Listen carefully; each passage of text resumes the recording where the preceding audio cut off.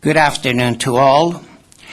Today is March 19. For the benefit of our listeners and home viewers, we are now beginning to conduct the scheduled meeting of Glendale Building and Fire Board of Appeals meeting. With that introduction, I'd like to ask Celeste to have a roll call. Board Member Eric Kishishian. Present.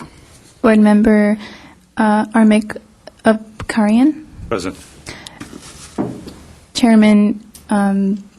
Chairman Bahaman Ehsan. Present. Chairman George Bogosian. Here. And now, Mr. Tom, I understand we have a new member to be inducting to our board members. If you could please introduce our new member, we'll be very happy. It would be my pleasure. Chairman Bogosian, members of the board, and viewing audience at home, it is with great pleasure that on behalf of the City of Glendale, I have the opportunity of introducing our most recent member, board member to the Building and Fire Board of Appeals, Mr. Harmik Abkarian. And with that, Mr. Abkarian, why don't you tell us a little bit about yourself? Thank you. My name is Harmik Abkarian. I'm a civil engineer by trade, by education, I would say.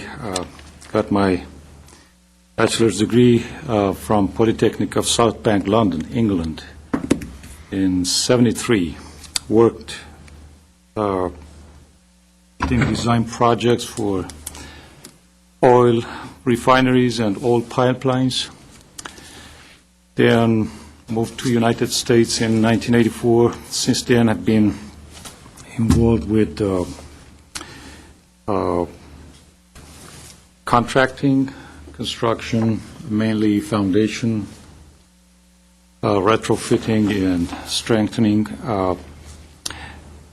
At the moment, I'm mainly working on building inspection, and I run a real estate company with my wife, Prime Land Real Estate. And I'm happy to be here. Well, wonderful. It's nice to see that we were able to fill one of the vacancies on this particular board. And, of course, all four members are highly qualified, all being registered engineers here in the state of California. So if we do have, or if the occasion does arise where we have some appeals, the City of Glendale is in good hands. And we thank you for devoting your time to this. And with that, Chairman Bogosian, I will turn it back to you. Thank you. On behalf of our members, I personally, again, want to welcome you to our group, and I am 100% sure that you will be a very valuable person to add to our group and make good decisions. Appreciate it. And with that, I'd like to, if there is no questions, we want to turn into next item in the agenda. Item number 3, oral communications. Today we have none. Having none, let's go to next item. Item number 4, approval of minutes of previous meeting. Is there any comments from our members on the minutes of previous minutes? If none, then I need a motion for approval. I entertain a motion to be approved. Second. Yes, I second that. Therefore, may we have a roll call? Board Member Eric Kishishian. Yes. Board Member Harmik Abkarian. Yes. Vice Chairman Bahaman Ehsan. Yes. Chairman George Bogosian. Yes. Next item, please. Item 5, old business. Today we have none.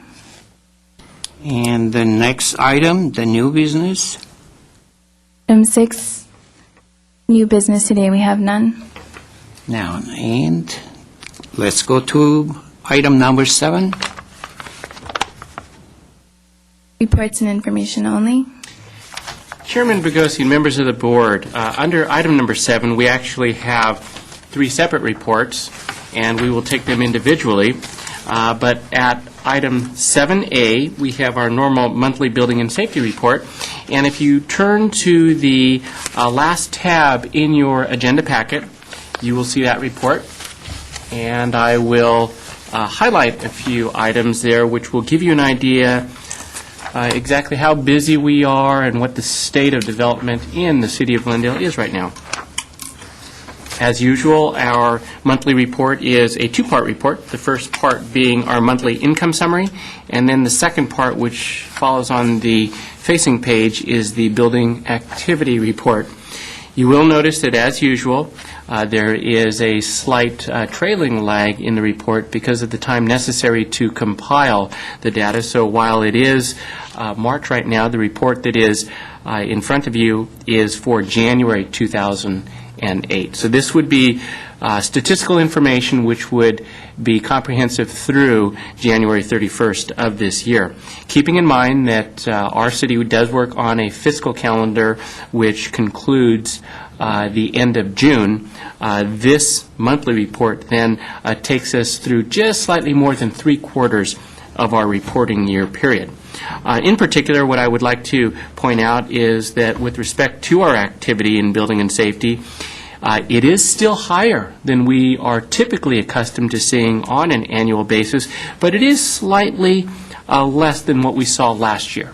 And the reason for that is that last year we had the bulk of some of our development related to our Americana at Brand redevelopment project downtown, which of course is the largest redevelopment project that our city has seen.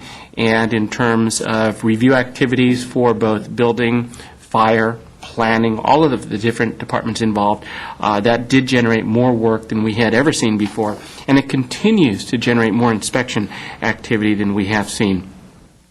In addition to that, same period last year, in addition to the bulk of the Americana projects being submitted for review, we also did have some other very sizable projects. One that is actually nearing completion right now is the high-rise Embassy Suites Hotel project, that being a ductile concrete high-rise hotel, which will be completed relatively soon.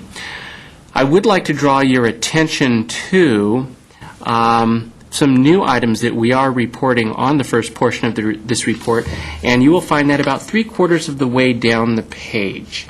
On the page titled Monthly Income Summary, about 3/4 of the way down, on the left-hand side, you will see 5 line items that are preceded with 4 asterisks. Those are new items that have been added to the report to provide some information so that we can keep track of some revenues that are now being collected by Building and Safety on behalf of other portions of our city related to indigenous trees, construction and demolition debris deposits. That's a program to divert recyclable waste out of our landfill into recycling programs. And then the last 3, library mitigation fee, parks mitigation fee, and parks Quimby fee.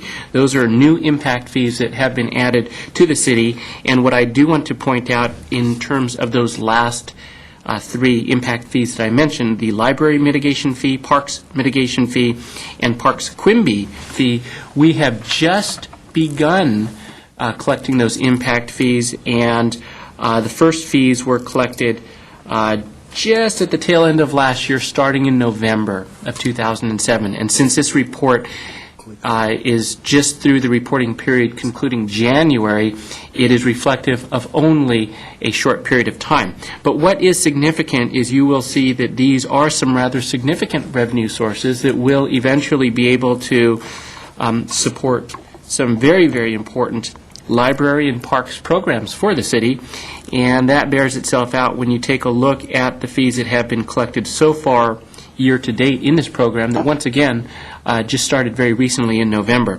In terms of the library mitigation fee, we have collected already $2,628. For the parks mitigation fee, we have collected in excess of $19,000. And then the parks Quimby fee, we have collected $6,854 on behalf of the Parks Department. And if you were to add those fees up, that comes to $28,592, which indicates that that will be a very significant revenue source for those needed programs. And of course, it is justified because the new development does have impacts on the reliance upon our library services and our parks facilities. Mr. Tom, if I may Yes. just interrupt you for a second. These fees are to be used for maintenance or a future park, or what is the main purpose of the collection of these fees, which we didn't have this before? This is something new. That is correct. It is a new fee. The primary purpose of the Parks Impact Fee is recognizing that with new development, there is increased demand, and our existing park resource infrastructure, as it exists right now, is not sized in an appropriate capacity to handle that additional development. So to answer your question, these new fees would eventually build up a reserve that could be used to develop new park facilities for our city to increase or augment the park facilities that we have right now. So while I would imagine that some of the fees might be usable for maintenance purposes, the real intent is to provide new and additional park New features facilities. for the city of Glendale, which can be enjoyed by everybody. Thank you. Excuse me, Mr. Yes. Mr. Tom, could you elaborate further a little bit about the fees also, that when are these fees assessed? I mean, these are assessed to every kind of project or certain type of project? Is it per square footage basis? Is it based on valuation? How is it?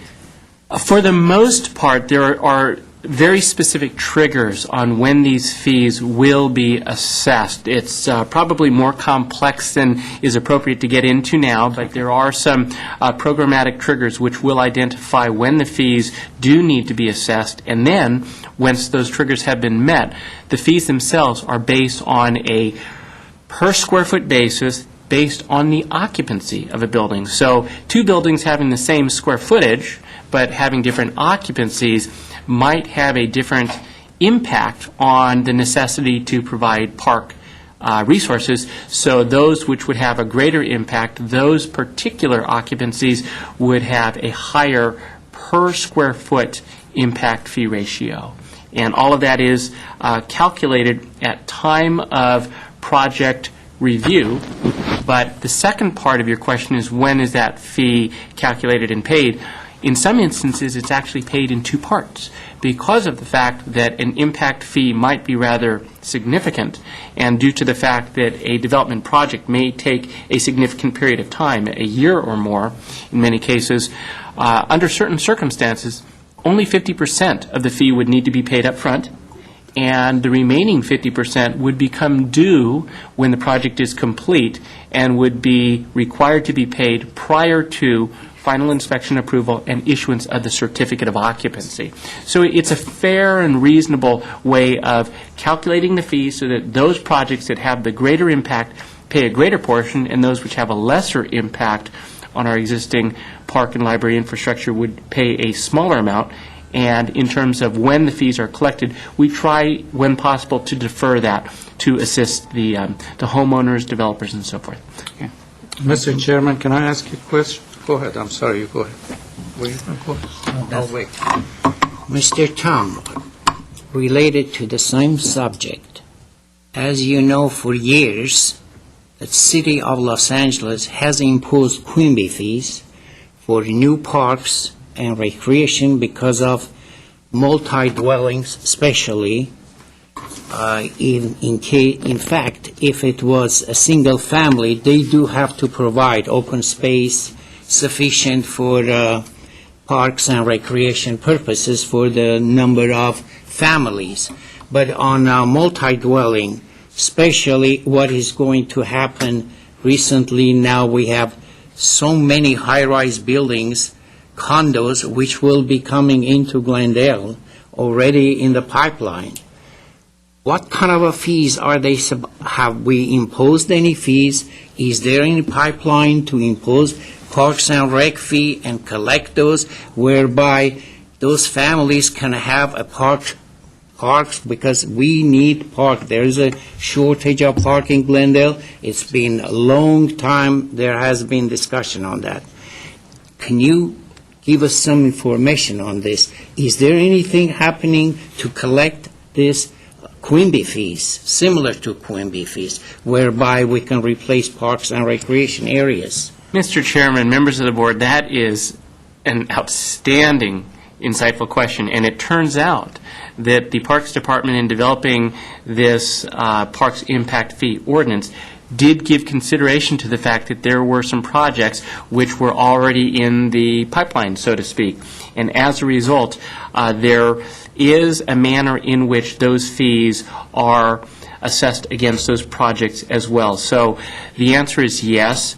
Fees are going to be collected, because if the project is not already under construction and is in the pipeline and will eventually have to secure a building permit from the city, prior to that, there will be a fee. Now, it turns out that the fee rate that they will be assessed may be different than the fee that might be assessed for a similar project 8-9 years from now. And the reason for that is the fees that will be assessed actually are on a tiered schedule where, as time goes by, the Parks Impact and Quimby fees do increase. And it gets to a point where eventually the fees will be at the level which the Parks Department has determined, in combination with the initial fee rate, will be able to generate the revenues necessary to address the impacts of all of these new families that you did refer to.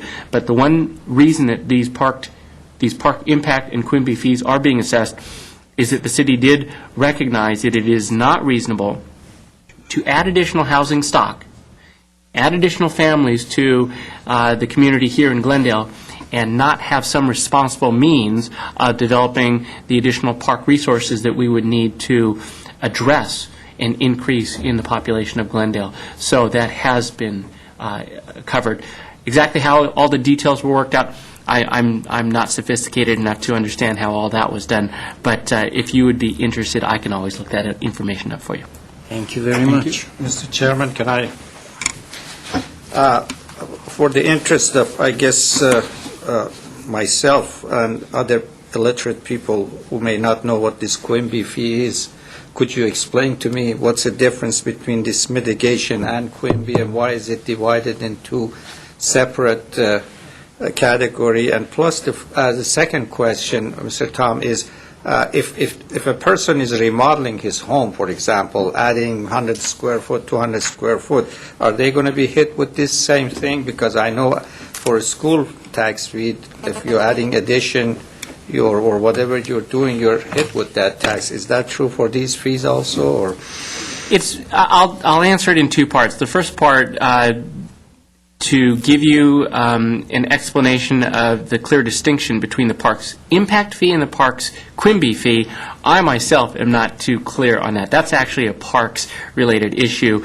I believe it has to do with the legal authority under which we are entitled to collect those fees to cover the overall impacts of these additional housing units on our existing stock park resources. Exactly how that plays out, as I indicated previously, I'd be happy to research that for you if you would like. But as far as the second part of your question, what happens if somebody is going to do a modest remodel of their home or something of that nature? This gets back to the question that Mr. Kashishian asked regarding how the fees are assessed. Fees are assessed in some instances based on square footage. For example, your commercial occupancies. There is certainly a difference between your B occupancy office uses and retail assessment rates. But then in terms of dwelling units, it's based on the number of units and numbers of rooms. And so in that particular case, if you have a single-family dwelling, as the example that you gave, and you wanted to increase the size of your dining room, or you're remodeling a kitchen, and while you're at it, you wanted to push out a wall to have a nice bay window in front of your kitchen, sink, and so forth, while that might add square footage, that really would not add any increased demand on parks because you're not housing a larger family and so forth. And it's my understanding that the triggers that exist would not require an increased fee there. I would suggest that anybody that is contemplating a project of this nature, if they have any questions and they want to be absolutely certain what their fee liability might be, they can either come to the Permit Services Center and ask us to estimate their fees, or if they have any questions, they can certainly go to the Parks Department, and they drafted the ordinance, and they know it very, very well. Thank you. With that, let me just wrap up the report. On the second page, under Building Activity, you will find that, once again, we have been very, very busy. In fact, you can see that our volume of work is actually up from where it was last year. Even though we were busy last year, the valuation is slightly down, indicating that while we've handled more projects, the overall size or valuation of the projects may have actually gone down. And that's reflective, if you take a look about 2/3 of the way down this particular page, right under line item number 23, there is a line which is labeled totals. You'll see that on the year-to-date column, we had handled 1,513 projects, whereas for the exact same period year-to-date last year, we had only handled 1,326 projects. So there was a slight increase in the number of projects, despite the fact that the valuation did go down slightly from $151 million worth of valuation work during the previous year to about $135 million this year, which is still quite busy for the city of Glendale. The last thing that I would like to point out to give you and the viewing audience at home an idea of where we are with housing, because people are constantly interested in asking, how many housing units have we added? Are we developing our city more? Is there not enough residential development to house our community and so forth? The dwelling unit summary portion of this report is where you would turn to, and you will see that under the column, or I'm sorry, under the row that is labeled net total dwelling units, you'll see that year-to-date we have added 83 dwelling units to the city of Glendale. That has occurred because we've actually added a total of 97 dwelling units. But prior to doing that, we demolished 14 dwelling units. So the net is 83. And out of that 83, 14 of those dwelling units come in the form of new single-family homes, and the balance of those units, that would be 83 minus those 14 single-family, would be individual apartment or condominium units. Okay? And that's compared to where we were last year. Last year, we were even busier this same time. By the end of January of last year, we had added a net of 136 units to our housing stock. Not a significant number compared to many communities in Southern California, but it is keeping up with the growth of our community. And then finally, the last thing, our customer count. During the month of January 2008, we saw 1,817 walk-in customers. That's busy. That's very, very busy. To compare it to the previous month, December, we saw 1,648. So about 200 people more just in the month of January. But we continue to be busy, and keep in mind, this is only counting our walk-in customers. This doesn't even count the number of people that we provide assistance to over the telephone or fax. And with that being said, that was actually a longer report than I had anticipated, but if the board has any questions, I would be happy to address them. Mr. Tom, I have one question. This 83, Yes. number 83, that we have 14 single-family, the balance is multi-dwelling? Is Yes, that correct? that is correct. Thank you. In fact, we break that out. In particular, 57 were apartment units, and then we have mixed, totally dedicated apartment units, and then 26 were for residential units in mixed-use buildings. Those are buildings that are partially apartment or condo, and then partially retail or office. And that concludes my report. Well, is there any questions from the board? Very good. Any discussions? If not, I need a motion for adjourning. No. No? We have two more parts. Under Section 7, we have 7B, and that is a brief report by our urban forester, Doug Nichols, That's for the correct. status of the local responsibility area LRA maps for application of wildland urban interface regulations. That is a mouthful, but it is very, very important, as we will soon hear, because these standards will take effect in just a couple months. The Chapter 7A Wildland Urban Interface regulations will be applicable throughout the entire state of California, and Glendale is not exempt from that. And with that, I will turn it over to Mr. Nichols to give a report on 7B. And actually, if it pleases the board, we can actually be fairly efficient. At item 7C, I had an item regarding proper application of the Chapter 7A Wildland Urban Interface Regulations. If it pleases the board, I'll just integrate my report in because it's really a related subject, and we can knock off the last two reports, and then after that, we can adjourn. That will be fine. Wonderful. With that, I'll turn it over to you, Mr. Nichols. Thank you, Mr. Tom. Mr. Chairman, members of the board, thank you for the opportunity to be here this afternoon and share a little bit about what's changed for us in this coming year and some of the anticipated changes that we have. As we noted, we're referring to the LRA mapping, which stands for Local Responsibility Area. And without dwelling on it too much, just to give you a brief summary, the state of California has, in essence, divided the state into three areas: federal, state, and local response areas. And the purpose of doing that is to determine, in the event of emergency, usually a fire, who is the appropriate jurisdiction with authority. Is it a local jurisdiction, is it the state, or is it a federal jurisdiction?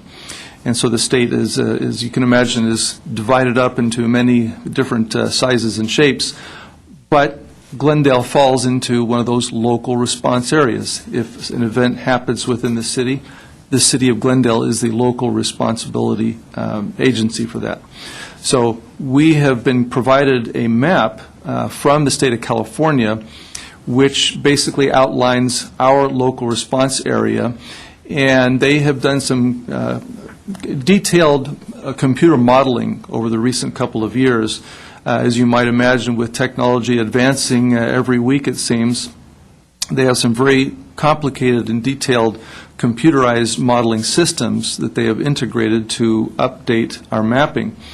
Back in the 80s, we just hand drew our maps and kind of used, maybe ridge lines or streets or something and kind of put that together and say, all right, this is our high fire hazard area. And it worked well for us. And actually is not too far off from what we've come with the computerized model, surprisingly enough. We refined that a little bit in the early 90s following the 1991 and 93 fires when we had what was called the Bates Bill, where we actually officially adopted a high fire hazard area, and then the state also concurred with that.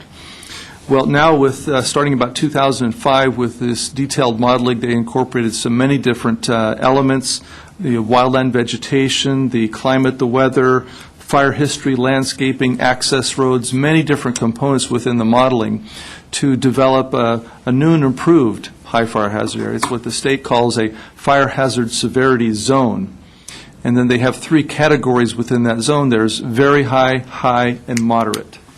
And again, it depends on the exposure of structures to wildland fire and the likelihood that they may burn when we have one of these catastrophic events.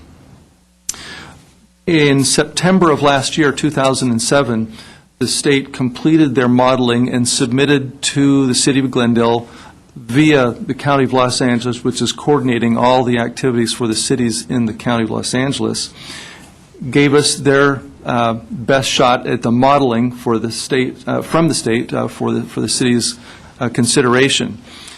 We poured over that, both the building and the fire department, reviewed the different proposals that they had, looked at it over and said, okay, this is pretty good, but we do have a few concerns. And we did have the opportunity to provide feedback to them as to perhaps what we'd like to see adjusted. And along with that, we submitted the justification as to why we would want certain areas either added to or deleted from the map that they proposed. And that's currently was submitted back to them, and now the state is now considering that again based on our input, and then they will return that to us once again for final approval, and then that approved map and adopted map will become effective July 1st of this year, 2008. And what I wanted to show, and I do have a map here available to show on the screen, if we can bring that up, is what we've done with the city. And if you can generally see the outline of the city on this map. And within the city boundaries, and I would say predominantly in the Verdugo mountain areas, San Rafael Hill areas, San Gabriel mountain areas, those hillside canyon areas comprise our high fire hazard area. And even though there's been a number of terms, we are still holding on that term locally just for ease of reference as our high fire hazard area. Now, you will see on the map some different colored areas, and let me zoom in on those a little bit for you so you can get a little better picture of what we're doing here.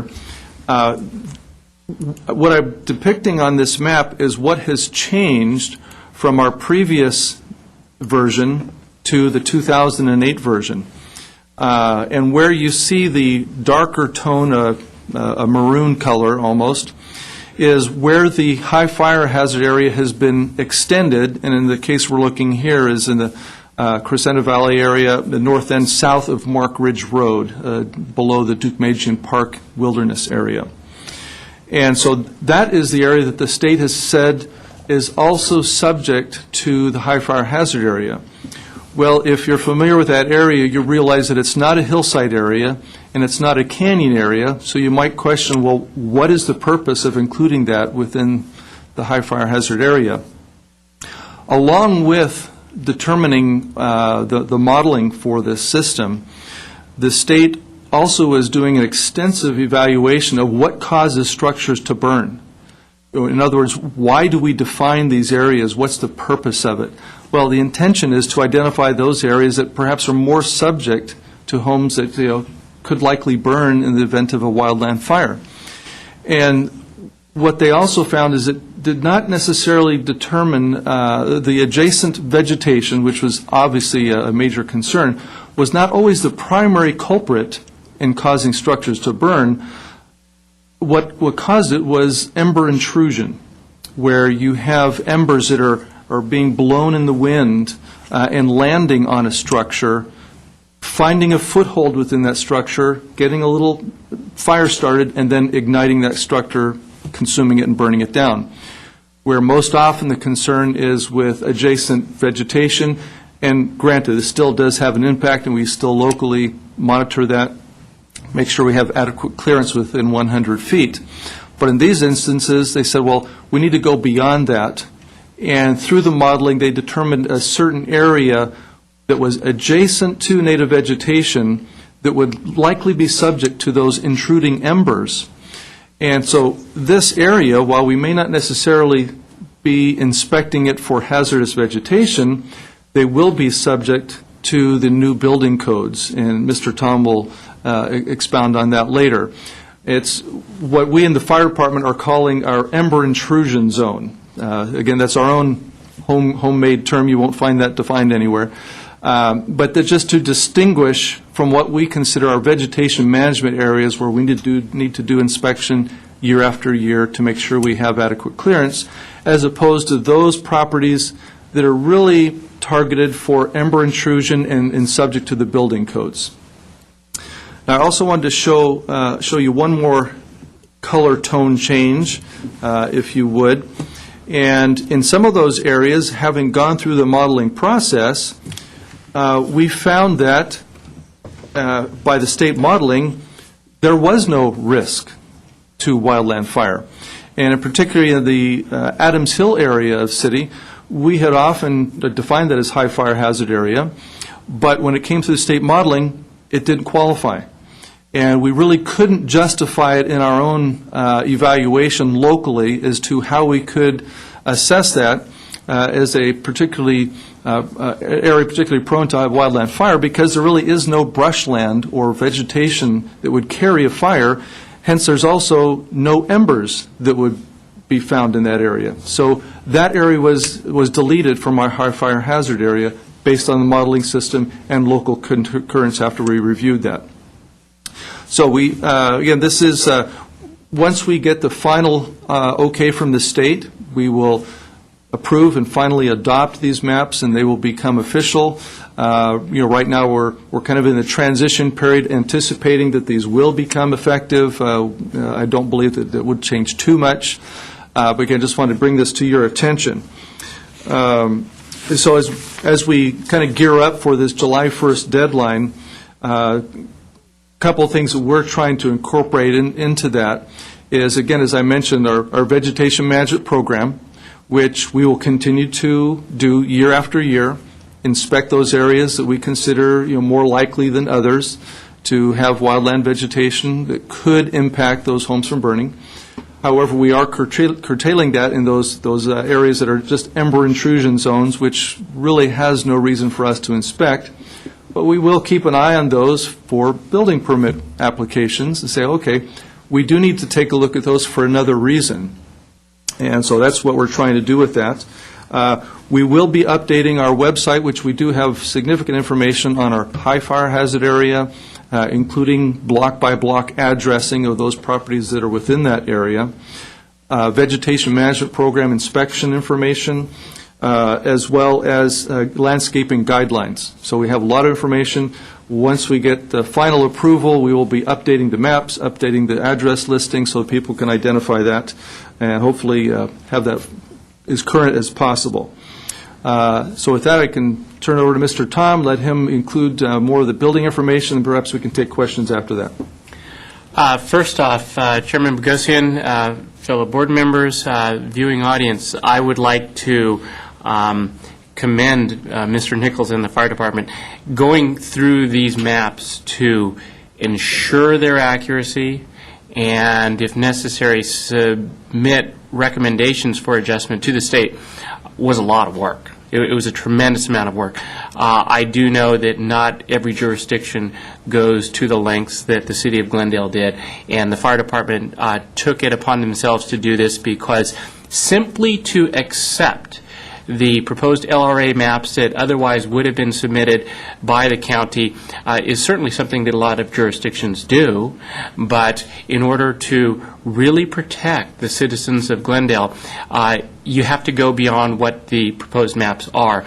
And as Mr. Nichols indicated, we did need to take a look at some areas and in some instances expand what the modeling would have shown. And Mr. Nichols did show the maps to me, and through a collaborative effort, it really did need the adjustment because for those who are familiar with how the wildland fires worked, and for those that saw the absolutely horrific fires that we had here in portions of San Diego County and San Bernardino County and so forth, you are aware of the fact that while there is a clear fire front of these wildland fires that were so devastating last year, the convective column of the fires do take the burning brands, and they will be blown, in some cases, a half a mile ahead of the fire front, and you end up getting spotting. And that's why these fires were so difficult to control. And I would say that through the efforts that the fire department has done to ensure that the maps really do protect all of us here in Glendale very, very well, in combination with what I'm about to mention right now, the new building code standards, we will have a higher level of protection here in the city of Glendale that we've never experienced before. And this is in part due to the adjustments of the map, and then the state of California gets a tremendous amount of credit. Through the State Fire Marshal's office, we do have the Wildland Urban Interface Standards which apply. And that takes me to where I would like to just spend a few minutes just to bring the board up to speed with where the Wildland Urban Interface Design Standards can be found, and to the viewing audience what they need to be aware of, because it is applicable starting July 1st, which is literally right around the corner. The new standards have been added to a chapter which only exists in the state of California. The other 50 states, the other 49 states have not integrated these standards. In the state of California, right after Chapter 7, we have our own chapter. It's titled Chapter 7A, and those are the Wildland-Urban Interface Design Standards. That chapter is actually a performance-based chapter which will require that all new construction within an area of the LRA maps, which is identified as very high fire hazard area, will have to be designed to meet or exceed the performance standards identified in that chapter. That's a pretty tough or tall order, because the standards affect everything from acceptable roofing materials to how buildings may be vented, and every building has to have proper vents within their attic space to allow moisture out, otherwise you get rapid decay of materials. So we know that there will be vents. How must those vents perform in order to comply with the Chapter 7A standards? What about decking? When you have a very well-constructed building, but then you build a combustible deck right next to it, that might be an area which will subject your building to increased risk, especially if the convective column of an advancing fire sends all of these glowing firebrands, which then accumulate underneath a deck or on top of a deck and so forth. And with the advent of all of these new materials, while some people might feel that these semi-plastic or composite decking materials are wonderful because termites don't like to eat them and they don't rot, well, some of these products actually have a very high concentration of petroleum in them because those plastic materials are oil-based. How will those perform if they are subjected to these fire events?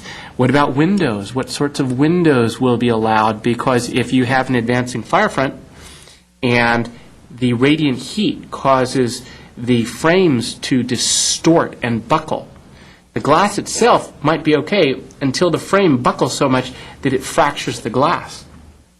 Once the glass is fractured, in come all these floating glowing embers which catch the curtains on fire or your sofa and so forth. And so as a result, through a tremendous amount of effort, the State Fire Marshal's Office developed the Wildland Urban Interface Design Standards, or WUI standards as they refer to them, and they are in Chapter 7. The most difficult part for a designer is trying to determine how to meet the performance standards, because Chapter 7A is not a prescriptive chapter. Let me expound upon that a little bit. Most of the code is prescriptive. As long as you do things as prescribed by the code, it will be deemed acceptable. Chapter 7A does not say you may do this or this or this. Instead, it tells what standard, what safety standard must be achieved. The designer must figure out how to achieve that standard. A perfect example of that is getting back to the attic vents. Way too many homes burned down in the San Diego County and San Bernardino County fires because of intrusion of glowing embers into the combustible concealed attic spaces right through vents, because those buildings had your typical wire screen with little quarter-inch wire mesh, and the glowing embers just blew right through them. Under the new standards, the code will now, or actually it does say, that vents must be capable of preventing the intrusion of glowing embers. It doesn't say how to do it. It just says that if you're going to put vents, they must be capable of preventing that type of intrusion. The reason that this is going to be so difficult is that designers will now have to find products which have been proven to meet that standard. That's fairly difficult. The good news is this: the State Fire Marshal's Office recognizes how difficult that performance standard is, and they have committed themselves to providing lists of acceptable building materials. Everything from what types of vents will be allowed, what type of roofing material will be allowed, what sorts of windows, the decking example. what kind of decking materials will be allowed? Are you allowed to use dimensional lumber, and is redwood good enough? Does it have to be something like cedar? What about some of these composite materials? Very popular one, Trex. Will Trex be deemed acceptable in the wildland-urban interface area? If you do build a deck, will you have to put a shroud on the bottom so that these glowing embers aren't blown underneath and get trapped and accumulate and start building up? So you get 2 feet of glowing embers right underneath a combustible wooden deck. And building a shroud all the way down to grade can prevent that sort of effect.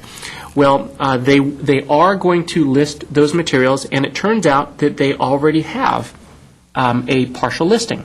And I would encourage any designer who is ever going to build something within the wildland-urban interface area to go to the State Fire Marshal's website. Easiest thing to do is if you just go to your web browser and search under CAL FIRE. That will take you to the State of California Fire Services website, CAL FIRE, C-A-L space F-I-R-E. Just do a search on CAL FIRE, and you will that will take you to their main site. The director of forestry for the State of California, Chief Ruben Grijalva, make sure that that page is kept up to date. Oh, very good. Mr. Nichols has you on that site right there. That is the CAL FIRE site. And what you will see is, Doug, can you on the left-hand side go down where it says related program sites and go to Office of the State Fire Marshal over on the left, right there. If you click on this, this now takes you directly to the official California State Fire Marshal website. And if you look, let's see, on the left,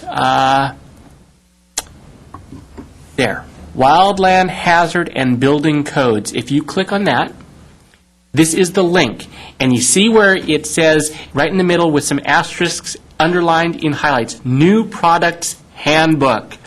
Why don't you just click on that to show the viewing audience at home what you get. This is a PDF that anybody can download, and this now is the growing list of materials which are deemed to be acceptable in the WUI area. So if you are going to build in an area like up Glen Oaks Canyon or Chevy Chase Canyon, and you want to know what decking material can I use, what type of roofing, what windows, and so forth, that will be listed in this, and this is a growing handbook.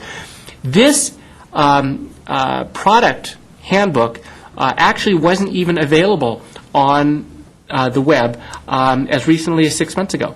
But in the interest of getting the information out there so that designers would know what they have to do, because all of the Chapter 7A standards will be enforced by every single building department in the entire state of California, starting July 1st. If you are going to submit plans for new construction in any of the LRA areas, and those plans are submitted on or after July 1st, those plans must legally comply with these standards. We are going to start building fire-safe buildings in our communities throughout this state, and this handbook will help you to identify products which are acceptable. The last thing I want to point out, and then why don't you leave that up there, Doug, and then I'll turn it over to see if there are any questions, is while these will be mandated performance standards for any project in the wildland-urban interface area, there's absolutely no reason why an individual who is outside of the wildland-urban interface area but feels that they want to provide a little bit of added protection for their own home, there's absolutely no reason why they should not look at this and see if there are some products that they are willing to integrate into their own project. Let's take an attic vent, for example. An attic vent that is capable of preventing the intrusion of glowing embers. If you can find a product that suits your aesthetic needs, that's about the same cost as what you were going to spend for something else, but son of a gun, it performs better under fire conditions, why would you not want to choose that product over something else that has not been tested or hasn't been proven to prevent glowing material from entering your attic? This is a very good resource, and as more manufacturers get their products tested and added to this list, it will be a very good resource for designers.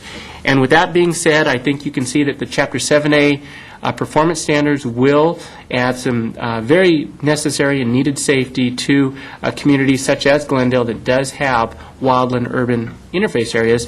And with the efforts that the fire department did to increase the boundaries to make sure that we do capture all of the risky areas, I think that the city of Glendale will be safer.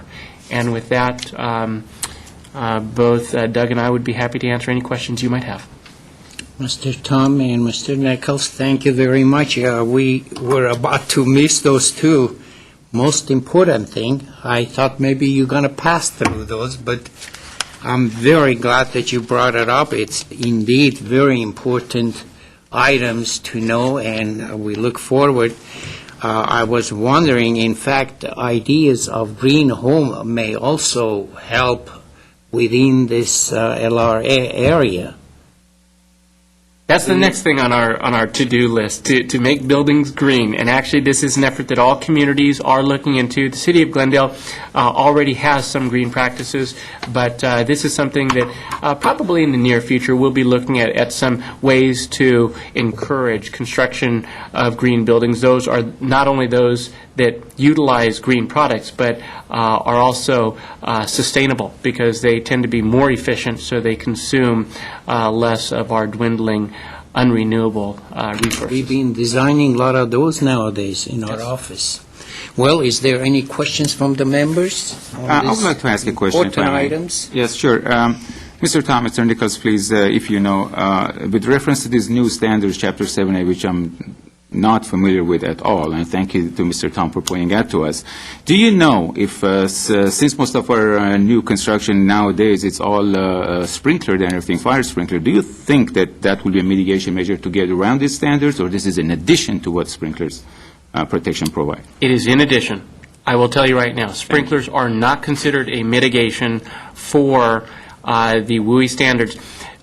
Just to be very clear, so that the board understands and that the viewing audience also understands what the state's intent was, and we saw this in those terrible wildfires that we had. There are not enough fire resources in the entire state of California to protect all of these homes when they are subject to a wildland-urban fire situation. There just simply are not enough engine companies, water tenders, and so forth to park fire crews in front of every single home to try to save and protect those homes. So the whole concept was, what can be done to make these buildings more capable of surviving on their own?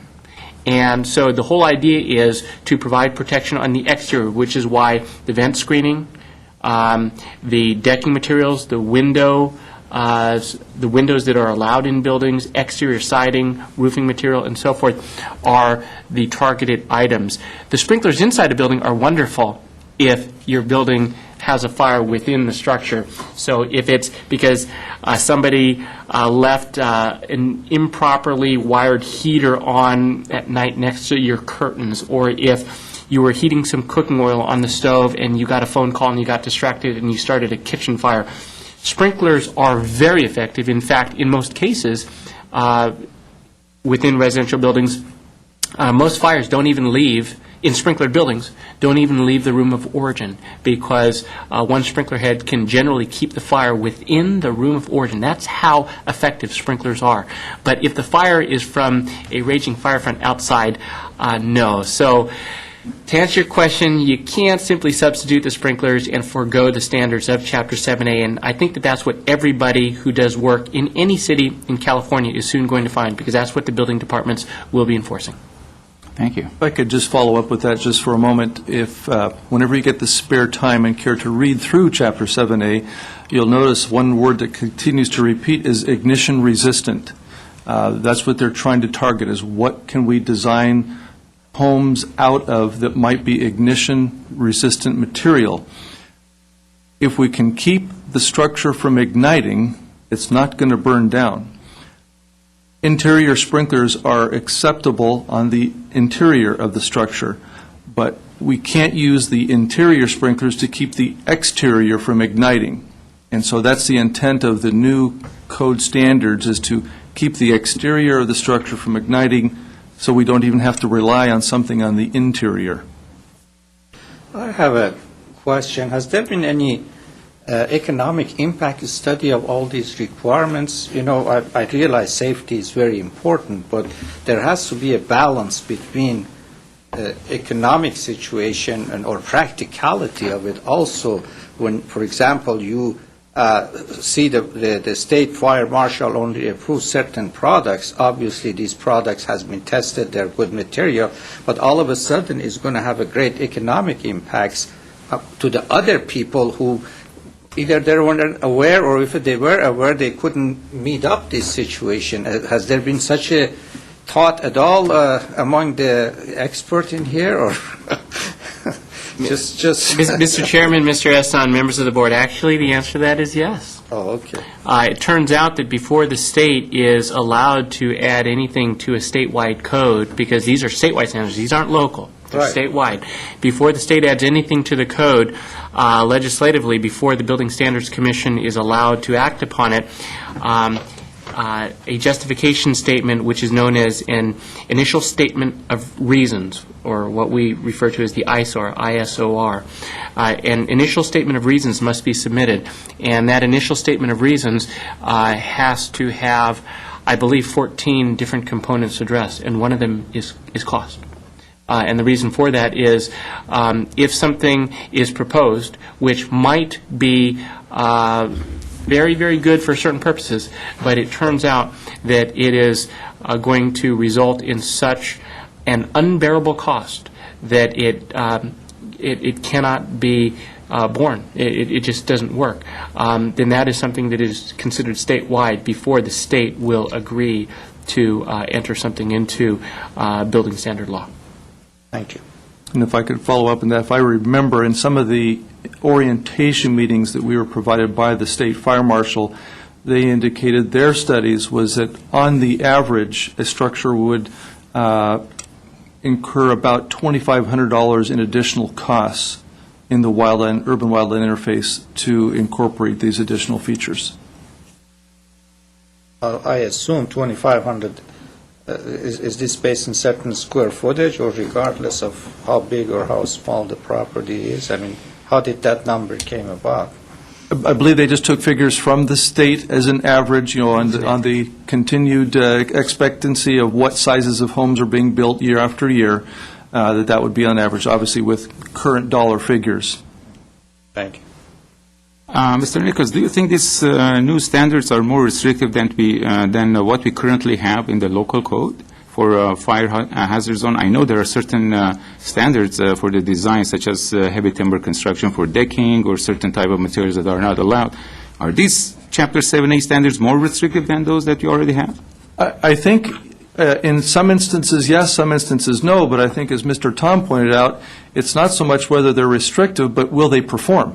I see. As an example, while we locally have restricted the use of wood siding, performance standard-wise, if you have clear-grade redwood as an exterior, that meets the performance standards as outlined in the code, as does a redwood deck. In fact, it even performed better than many of the plastic or PVC alternates that we have.